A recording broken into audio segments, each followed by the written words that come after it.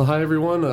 Welcome to another episode of Transportation Talks. I'm your host, Nicholas Robb, and today I'm with Andrew Sheldon from the Active Transportation team with Fairfax County. So, Andrew, you want to kind of introduce yourself a little bit and what you do with the county? Yeah, sure. Thanks for having me. I'm Active Transportation Planner with FCDOT.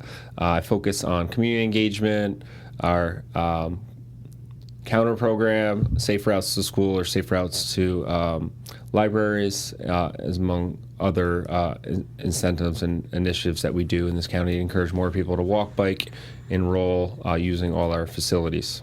I know we were kind of talking a little bit before this, but before you were working with just like the school system, mostly doing safe routes to school and stuff? Yeah, my background, I was with FCPS for 12 years. I started off as a health and physical education teacher. I focused on safe routes to school during that time, and most recently I was a safe routes to school specialist before moving over to FCDOT. Nice. So I guess what kind of got you interested in that in the first place, I've always kind of been interested in active transportation, walking, biking places, but specifically biking. I commute myself, either walking or biking, mostly biking, just a lot faster. I live in Centerville, and I actually use the 66 trail to get to work each day on my bike. It's just a fun way to get out, kind of relax and get physical activity on your way to and from work versus being stressed in the car and traffic in this region. Yeah. So now that a lot more people are coming back in the office, it seems like a good idea to give it a shot. So I know one thing you guys just had, was it the winter bike to work? Yeah, winter. We did our first ever winter bike to work day. Our only pit stop was at the bike lane right outside the WNOD trail. Like I said, it was the first one ever. It was great to see people out there, and we look forward to continuing that in the future. Cool, nice. Yeah, I was like, oh man, that's kind of cool. They're doing like expanded, just include. So yeah, it was a good turnout, I guess, for winter. Yeah, for the first ever one, it was a really good turnout. It was nice to engage with people on the trail that commute on every day, especially in winter. It's not always the easiest time to get out on your bike and commute, but people do it every day, so diehards. That's the big reason I wanted to talk to you, because we got Bike to Work Day coming up, May 15th? Yeah, so Bike to Work Day is actually on a Thursday this year. In the past, it's always been on a Friday, which isn't ideal, I think, with people's telework schedules. So this year's on a Thursday, so we're hoping for much bigger turnout than in the past. It's on May 15th. Most of the pit stops are from 6:30 to 9. In Fairfax County, we have 27 total pit stops. We have 7 that are hosted by FCDOT, and the others are hosted by our partners. And then there's over 100 pit stops in total between Maryland, D.C., and Virginia. So the number of pit stops continue to grow. Are there always so the partners for it, is it possible for if there was a business that wanted to get involved to be a partner? Yeah, absolutely. Yeah, I guess if I was a business, how would I get involved if I wanted to? Sure, you could reach out. You could look at the Bike to Work Day website where all the pit stops are located, and if it's within a close distance of your business, you can certainly reach out to the pit stop manager. We'll list them on the website who is the manager for that pit stop. We're always looking for businesses and sponsors to join us on that day to engage with the people that choose to bike to work. It's always nice. I know we have REI and Pete's Coffee joining us at the Monument Drive location. And it's, like I said, it's always nice to have someone extra there to kind of hand out stuff and engage with the public. At the end, that'd be nice. Coffee's always good. That'll be shot.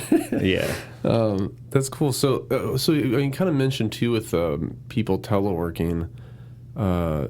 If someone was teleworking, I guess, could they still participate? Could they ride out to a stop and then ride back home? Yeah, we encourage everyone to participate, even if you don't have to physically go to work that day.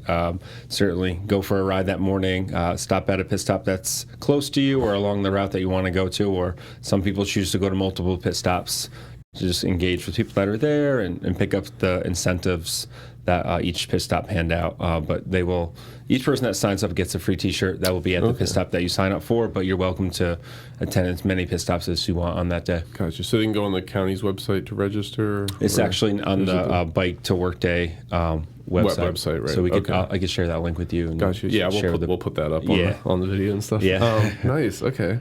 So what was the other thing? Oh, so I think you said how many pit stops? Was there 20? Yeah, there's 27 in Fairfax County itself. There's multiple, like I said, over 100 in D.C., Maryland, and Virginia, and then 7 that are hosted by us specifically. Gotcha. Okay. So isn't, I guess, like the give outs are different at each spot and stuff? Yeah. So they'll have the T-shirts, I guess. The T-shirt will be at the pit stop that you sign up for. So you sign up for a pit stop. But each pit stop could be a little bit different on what incentives that they'll be handing out for that day, depending on what sponsors they have. I know the pit stops that we have, we like to hand out safety reflective lights so people are safe if they don't have them already on their bikes. And other, water, snacks. Like I said, at some of the locations there'll be coffee.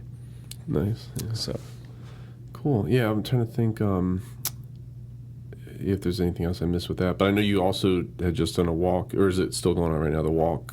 Yeah, right now we're doing a walk and win challenge. Is that similar to the Bike to Work Day, or is that like a longer? It's different. So it started on National Walking Day, which was April 2nd, and it's continuing to the end of April. We created 9 walking loops, one in each district in Fairfax County, to encourage people to go out and walk in the month of April.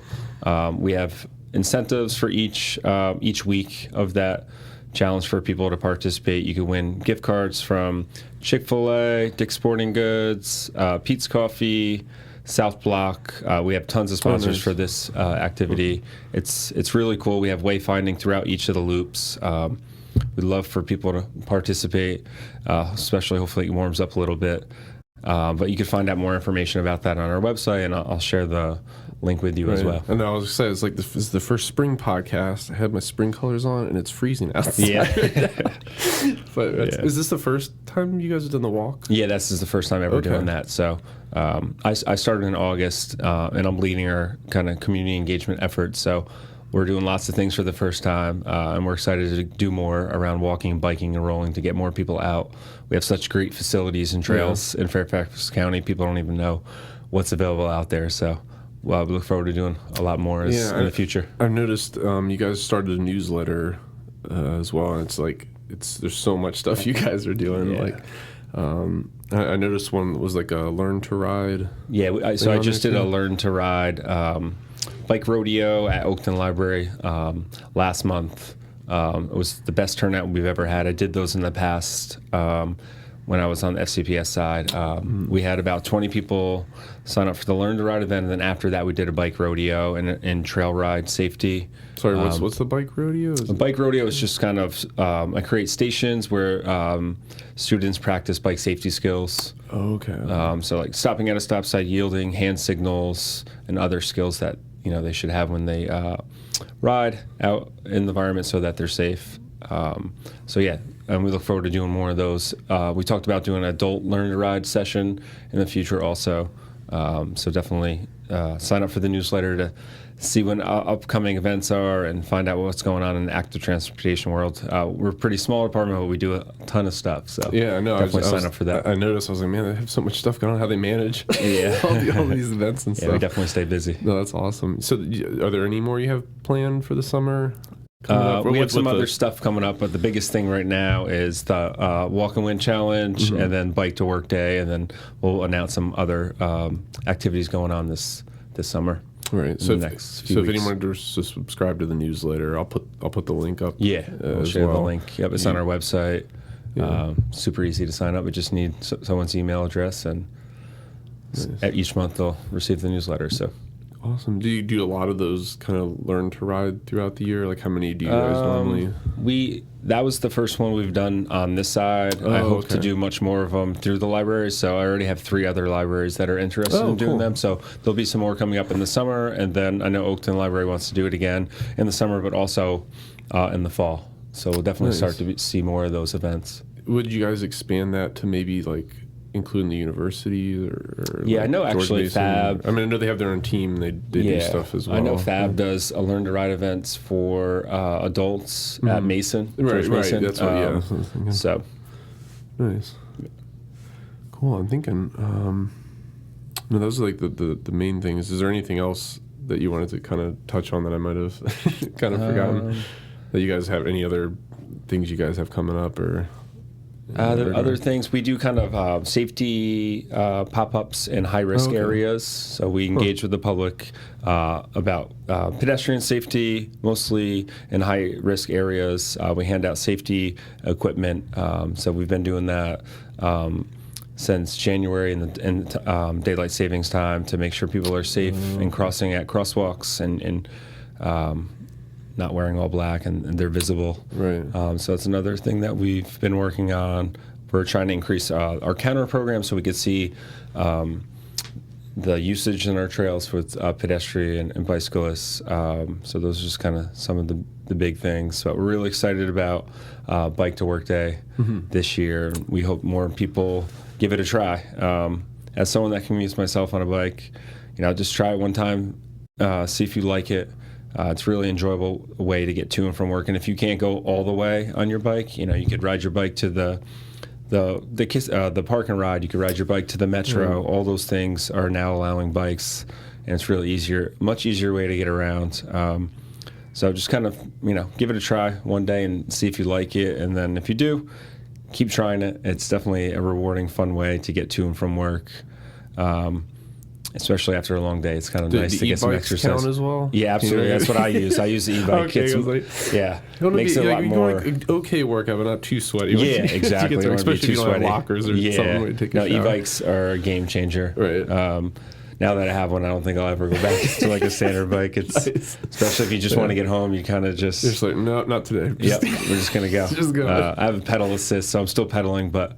It definitely helps going up hills, or if you want to go a little bit faster than normal if you're on a wide open trail. Yeah. So e-bikes are great. Yeah, if you haven't had a chance to try e-bike, most of the bike shops will definitely let you take one for a spin. Okay. So yeah, I was thinking about trying it. It's been like 8 years I've been in transportation. I was like, I have not done Bike to Work Day yet. Although it's a little more difficult because I'm living farther out. But I was like, if I could just drive to like the W&O or something and then just drive into one of the pit stops or something like that. Exactly. Another option is if people don't have bikes, the bike share is always a great opportunity. Find a bike share station that's near you or near a bus stop that you're taking and take a bike share bike to work and then take another one back. So yeah. Well, thanks so much for coming on the podcast today, and hopefully we'll have a great turnout for Bike to Work Day this year. So thanks for having me and look forward to being on again. Awesome. Yeah, Thank definitely. You guys have so much stuff going on, so I'll definitely have you back. Okay, thank you all so much for tuning in again for another episode of Transportation Talks. Thank you.